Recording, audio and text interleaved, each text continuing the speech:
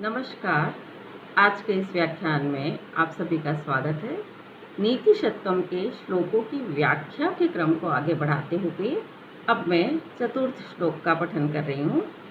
प्रसह्य मणिम उद्धरेत मकर वक्त्र दष्टान्तरात् समुद्रमपि संतरेत प्रचलत ऊर्मी माला आकुलम भुजंगमपि कौपितम शिरसि पुष्पवद धारयेत न तु प्रतिनिविष्ट मूर्खजन चित्तम समाराधयेत।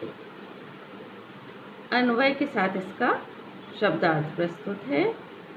मकर वक्त्र दंष्टान्तरात्, मकर मगरमच्छ के, वक्त्र मुंह के, दंश दाढ़ों के, अंतरात बीच में से, मध्य से, प्रसह्य बलपूर्वक शक्तिपूर्वक, मणिम मणि को, उद्धरेत निकाल ले, प्रचलत उठती हुई, ऊर्मी तरंगों, माला श्रेणियों, उठती हुई तरंगों की श्रेणियों या श्रृंखलाओं से, आकुलम व्याप्त, समुद्रम अपि संतरेत, समुद्रम अपि समुद्र को भी, संतरेत पार कर ले, कौपितम क्रोधित हुए, भुजंगम सर्प को, अपि भी, शिरसी सिर पर, पुष्पवद पुष्प के समान, धारयेत धारण कर ले, तू किंतु प्रतिनिविष्ट दुराग्रही हठी, मूर्ख जन चित्तम मूर्ख व्यक्ति के चित्त को, न समाराधयेत नहीं समाराधयेत प्रसन्न किया जा सकता है। तो समाराधयेत न प्रसन्न नहीं किया जा सकता है। अब इसका अनुवाद या अर्थ देखें।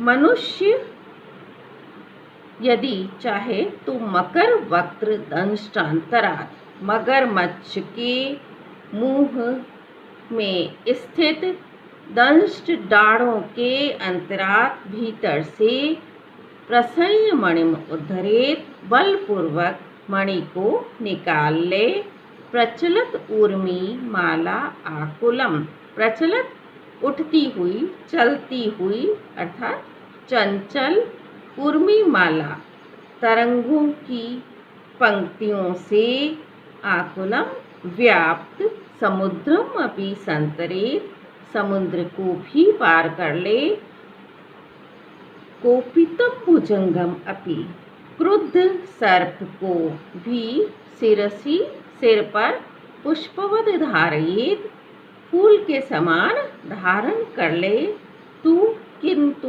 प्रतिनिविष्ट मूर्खजन चित्तम प्रतिनिविष्ट दुराग्रही हठाग्रही मूर्ख व्यक्ति के चित्त को, मन को, न समाराधयेत संतुष्ट नहीं कर सकता है, नहीं समझा सकता है।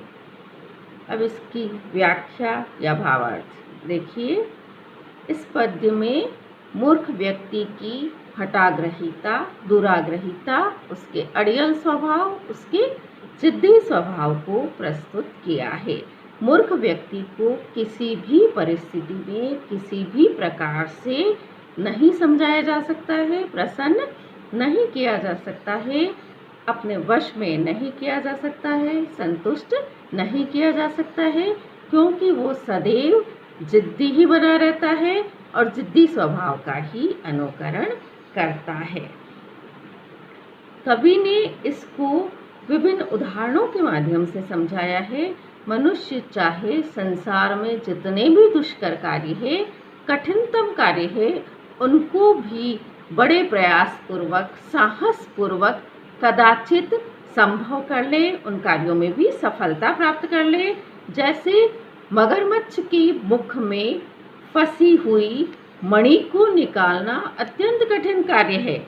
यह मनुष्य के लिए जानलेवा साबित हो सकती है, उसके लिए प्राणनाशक कार्य हो सकता है, फिर भी मनुष्य साहस करके मगरमच्छ के डाढ़ों के बीच में फंसी हुई मणि को, रत्न को या हीरे आदि को बलपूर्वक, शक्तिपूर्वक निकाल ले। और जिस समुद्र में, सागर में तेज तरंगे उठ रही हो, चंचल तरंगों से भरे हुए सागर को भी व्यक्ति साहस के साथ पार कर ले और क्रोधित हुए सर्प को भी व्यक्ति बड़े साहस और पराक्रम के साथ अपने सिर पर धारण कर ले। ये तीनों ही जो कार्य है अत्यंत कठिन है, मनुष्य के प्राणों का विनाश करने वाले हैं। इन कार्यों को भी साहस और बलपूर्वक, अत्यंत प्रयासपूर्वक व्यक्ति कर ले और उसमें सफलता प्राप्त कर ले, किंतु दुराग्रही, हठी, मूर्ख व्यक्ति के मन को किसी भी प्रकार से अपने अनुकूल नहीं बनाया जा सकता है, उसे किसी भी प्रकार से समझाया नहीं जा सकता है, उसके चित्त को वश में नहीं किया जा सकता है, क्योंकि मूर्ख व्यक्ति समझना ही नहीं चाहता है। और यहाँ तो प्रतिनिविष्ट मूर्ख कहा है, हठाग्रही, दुराग्रही व्यक्ति तो कभी भी किसी की बात सुनने को तैयार ही नहीं होता है, वो अपनी बात अपनी जिद पर ही अड़ा रहता है, क्योंकि कहा भी गया है, स्वभावो ही दुरतिक्रमः, स्वभाव का अतिक्रमण करना कठिन होता है। तो ऐसे ही दुराग्रही मूर्ख व्यक्ति के स्वभाव को परिवर्तित करना भी अत्यंत दुष्कर है।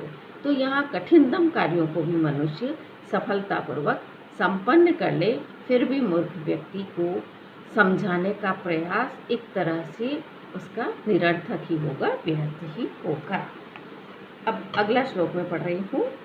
लभेत सिकतासु तेलम यत्नतः पीडयन् पिबेत च मृगतृष्णिकासु सलिलं पिपासा अर्दितः कदाचिद् अपि पर्यटन शशविषाणम् आसादयेत् न तु प्रतिनिविष्ट मूर्खजन चित्तम समाराधयेत्। इस श्लोक में भी मूर्ख व्यक्ति की दुराग्रहिता को ही प्रस्तुत किया है, लेकिन यह नितांत असंभव कार्य के माध्यम से इस दुराग्रहिता को समझाया गया है।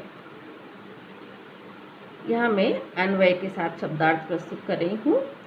यत्नतः पीडयन, यत्नतः प्रयत्नपूर्वक, पीडयन दबाते हुए, कुचलते हुए, मसलते हुए, सिकतासु, सिकतासु रेत राशि, रेत कणों में से, तेलम अपि लभेत, तेलम तेल को भी, लभेत प्राप्त कर ले, पिपासा अर्दितः प्यास से व्याकुल, और कोई व्यक्ति मृग तृष्णिकासु, मृग मरीचिकाओं में, सलिलम पिबेत, जल को पी ले, कदाचित कभी, पर्यटन घूमता हुआ, शशविषाणम अपि, शशविषाणम खरगोश के सींग को, अपि भी, आसादयेत प्राप्त कर ले, तू किंतु प्रतिनिविष्ट मूर्खजन चित्तम, दुराग्रही मूर्ख व्यक्ति के चित्त को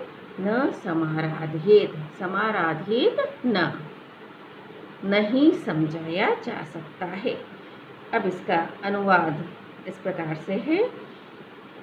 कोई व्यक्ति यत्नतः पीडयन, प्रयास पूर्वक, पीडयन दबाते हुए, मसलते हुए या कुचलते हुए, सिकताशु रेत राशि में से, रेत कणों में से, तेलम लभेत तेल को प्राप्त कर ले, बालू कणों में से, बालू में से तेल को निकाल ले, पिपासा अर्दितः च और पिपासा अर्दितः प्यास से दुखी, मृग तृष्णिकासु मृग मरीचिकाओं में या मरुस्थल में, सलिलम पिबेत जल का पान कर ले, कदाचित कभी, पर्यटन भ्रमण करता हुआ, शशविषाणम अपि आसादयेत, शशविषाणम खरगोश के सींग को भी, आसादयेत प्राप्त कर ले, तू किंतु प्रतिनिविष्ट मूर्खजन,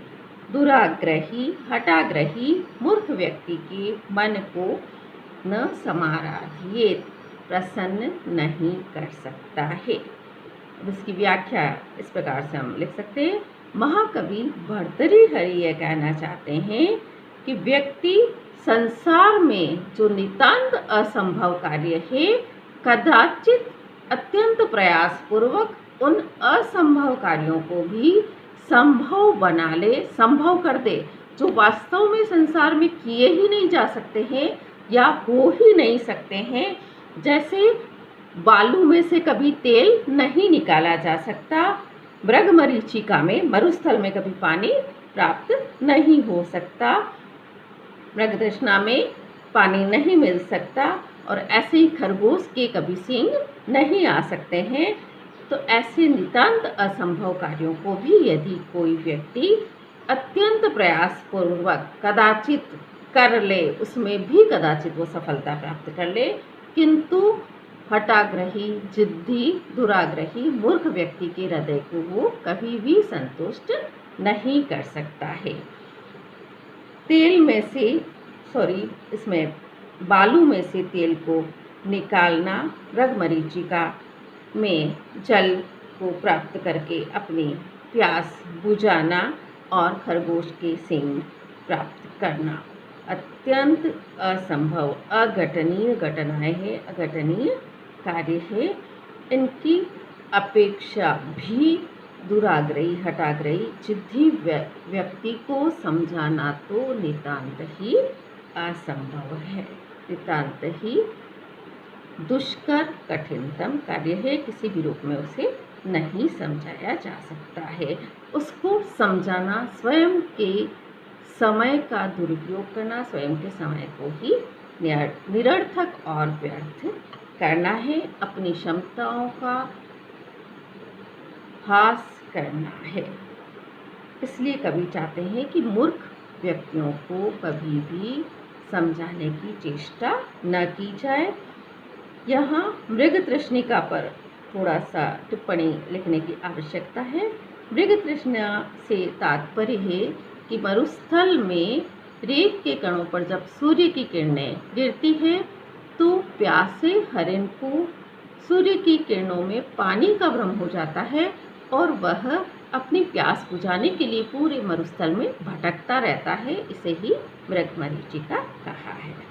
मृगमरीचिका में हिरण द्वारा प्यास बुझाना बताया गया है। अब मैं अग्रिम श्लोक का पठन कर रही हूँ। व्यालम बाल मृणाल तंतुभिः असौ रोद्धुं समुजृम्भते वैत्तुं वज्रमपि शिरःकुसुम प्रान्तेन सन्नय्यते माधुर्यं मधुबिन्दुना रचयितुं शार अम्बुदेह इहते नेतुं वाञ्छति यः खलानपथि सतां सुप्तैः सुधाचन्दिभिः। इसका अन्वय के साथ शब्दार्थ देखिए। असौ, असौ अर्थात वह मनुष्य, व्यालम, व्यालम उन्मत्त, मदोन्मत्त, दुष्ट हाथी को, बाल मृणाल तंतुभिः, बाल कोमल, मृणाल कमल नाल के, तंतुभिः रेशों से, रोद्धुम रोकने का, बांधने का, समुजृम्भते प्रयत्न करता है, शिरीष कुसुम प्रांतेन, शिरीष पुष्प के प्रांत, नोक भाग से, अग्रभाग से, वज्रम अपि, वज्रम अपि वज्र को भी, कठोर, मणि को भी या कठोर, हीरे को भी, वैत्तुं सन्नय्यते तोड़ना चाहता है, मधु बिंदुना मधु की बूंद से, मधु की शहद की एक बूंद से, शार अम्बुदेह खारे समुद्र को, माधुर्यम रचयितुम मीठा बनाने की, इहते इच्छा करता है। यह जो व्यक्ति, जो मनुष्य, सुधा चंदीभिः अमृत प्रवाहित करने वाली, सुक्तेह सुक्तियों के द्वारा, सद्वचनों के द्वारा, खलान दुष्टों को सताम पति नेतुम वांछति, सज्जनों के मार्ग पर ले जाना चाहता है। अब इसका अनुवाद देखिए। असौ वह मनुष्य व्यालम बाल मृणाल तंतुभिः व्यालम मदोन्मत्त, अर्थात दुष्ट हाथी को बाल मृणाल तंतुभिः कोमल कमलनाल के तंतुओं से, रेशों से, रोद्धुम बांधने के लिए या रोकने के लिए समुजृंभते प्रयत्न करता है। शीर्ष कुसुम प्रांतेन, शीर्ष पुष्प के नौक भाग से, अग्रभाग से, वज्रम अपि, वज्र को भी अर्थात कठोर मणि को भी, भेत्तुम सन्नयते तोड़ना चाहता है, सन्नयते चेष्टा करता है, तो तोड़ना चाहता है, तोड़ने का प्रयास करता है। मधु बिंदुना, मधु की बूंद से, शहद की एक बूंद से, चार अम्बुदेह खारे समुद्र को, माधुर्यम रचयितुम ईहते मीठा बनाने की, मधुर बनाने की, ईहते चेष्टा करता है। यह जो पुरुष सुधा संदेभिः अमृत प्रवाहित करने वाली सुप्तेह सदुक्तियों के द्वारा, अर्थात मधुर सद्वचनों के द्वारा, खलान दुष्टों को, दुष्ट व्यक्तियों को, सताम पथि नेतुम वांछति, सताम पथि सज्जनों के मार्ग पर, नेतुम वांछति ले जाना चाहता है। यहाँ कवि ने उन पुरुषों को यह संदेश दिया है जो मानव समाज का हित करना चाहते हैं, दुर्जनों को भी सद्मार्ग पर लाने की चेष्टा करते हैं, सदुक्तियों के द्वारा उनका मार्गदर्शन करना चाहते हैं और सद्मार्ग पर बढ़ने के लिए उन्हें प्रेरित करना चाहते हैं। लेकिन कवि का यह संदेश है कि ऐसे सत्पुरुष कभी भी दुर्जनों को सद्मार्ग पर लाने का प्रयास न करें। इसमें उनकी सामर्थ्य और क्षमता का ही ह्रास होगा, क्योंकि दुष्ट व्यक्ति कभी भी अपनी दुष्टता को नहीं छोड़ते हैं। इसको विभिन्न उदाहरणों के माध्यम से कवि ने सुंदर समझाया है। जैसे मदोन्मत्त बिगड़े हुए हाथी को, दुष्ट हाथी को कोमल कमलनाल के तंतुओं से, रेशों से बांधकर नहीं जकड़ा जा सकता, उसे नहीं रोका जा सकता। वो प्रयास करना ही महावत के लिए निरर्थक हो जाता है, व्यर्थ हो जाता है।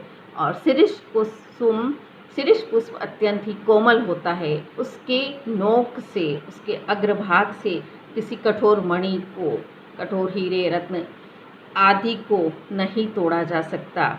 किसी कोमल वस्तु को, किसी कोमल वस्तु से किसी कठोर वस्तु को कैसे तोड़ा जा सकता है, कैसे छेदित भेदित किया जा सकता है, यह कार्य भी नितांत ही असंभव है। ऐसे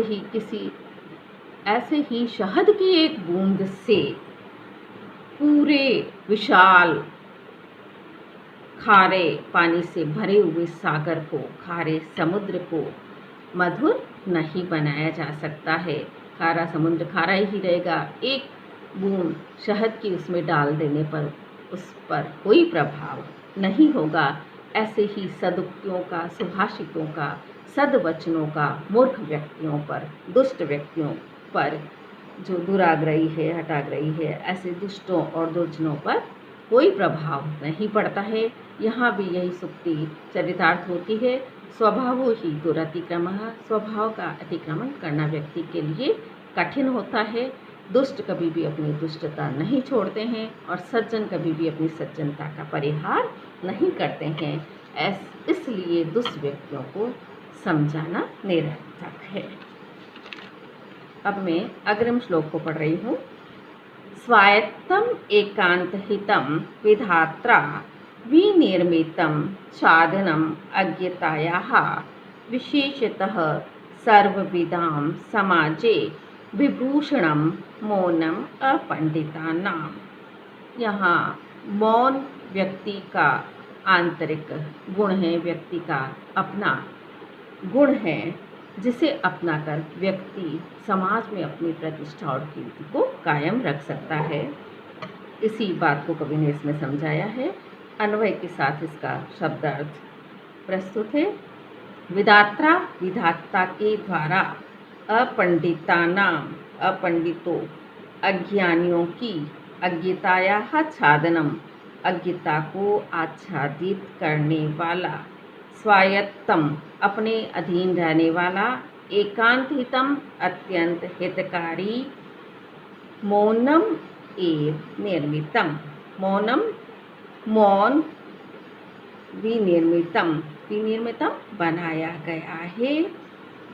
सर्वविदाम समाजे सर्वविदाम सब कुछ जानने वाले अर्थात विद्वानों के समाजे समाज में विशेषतः विशेष रूप से विभूषणम विभूषण है आभूषण है। इसका अनुवाद देखिए।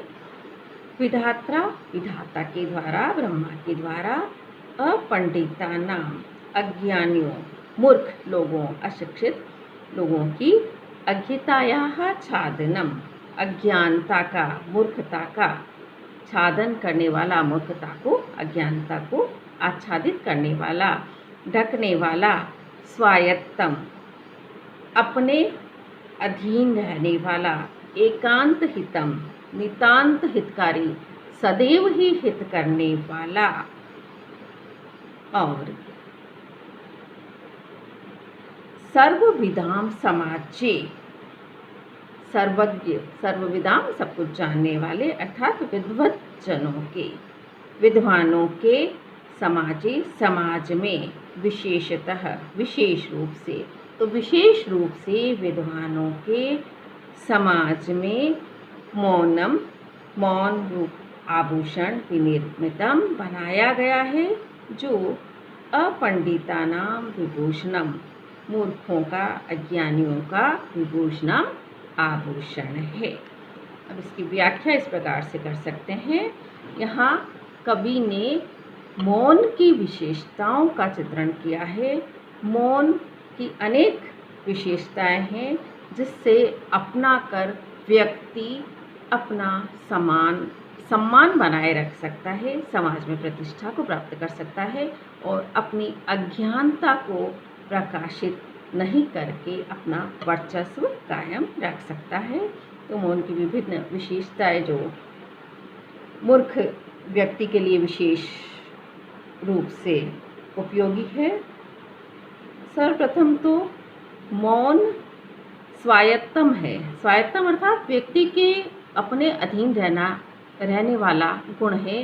व्यक्ति चाहे तो उस गुण को अपनाकर अपनी अज्ञता को छिपा सकता है, अपनी मूर्खता को छिपा सकता है और ये नितांत ही हितकारी है, सदैव ही व्यक्ति का कल्याण करता है क्योंकि मौन को अपनाने से व्यक्ति उपहास निंदा असत्य वचन आदि से बच जाता है।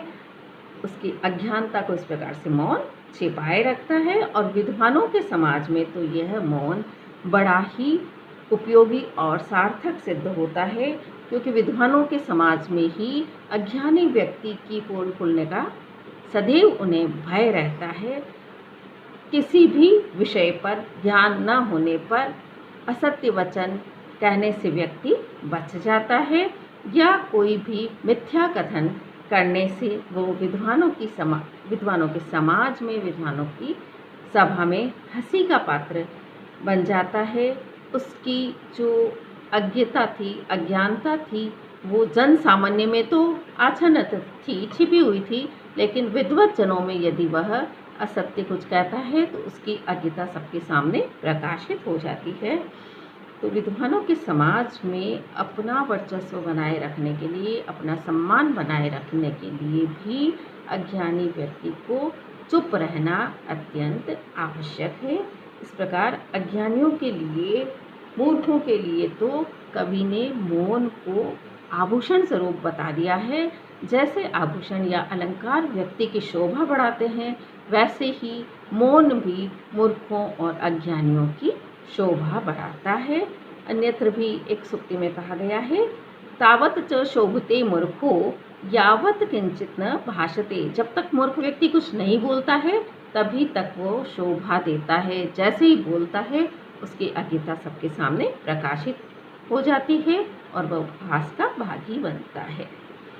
आज के इस व्याख्यान में बस इतना ही है, आगे भी ये क्रम जारी रहेगा। धन्यवाद।